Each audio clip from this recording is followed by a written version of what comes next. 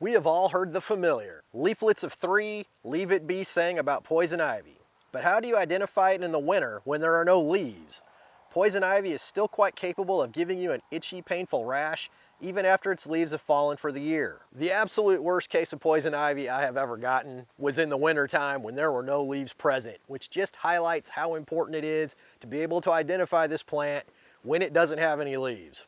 Eastern poison ivy, Toxicodendron radicans, is a plant with many growth forms. It can be a climbing vine that can be seen growing up trees or fences, a ground covering vine that can spread over large areas, or it can have a shrub-like form. Because of this, it is important to look at several characteristics if possible when identifying it. If you love to learn to identify native plants, be sure to identify that like button.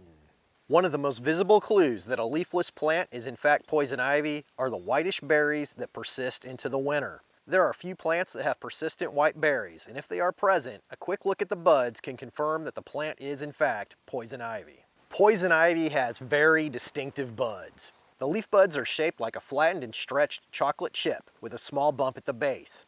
They are arranged on the stem in an alternate arrangement, lay flat against the twig, and are positioned above a slightly U-shaped leaf scar. The terminal bud at the end of the twig is the same shape, but it is longer. If there are no berries present, identification by bud is the only option for the shrub and ground-trailing vine growth forms of eastern poison ivy. The climbing vines of eastern poison ivy will have another obvious clue: the hairy-looking adventitious roots that it uses to anchor itself to the object it is climbing upon. Vines with adventitious roots are quite easy to spot in the winter and should be avoided. It is quite easy to contact the vines while doing winter habitat chores such as invasive species management, and trust me, those roots break and scuff easily, which releases the troublesome compound urushiol. If you do happen to get into poison ivy while doing winter habitat chores, I recommend using a post-exposure poison ivy scrub such as Technu Outdoor Skin Cleanser or Technu Wipes. Shannon and I have been using this stuff for years, and it does help to prevent a rash, or if you do break out, it does lessen the duration of it. I'll put links to both of those in the description. Identifying poison ivy in winter isn't hard once you know what to look for.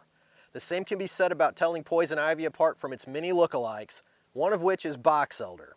You can find out how to tell poison ivy and box elder apart during any season by watching this video, and be sure to get out and explore nature in your backyard.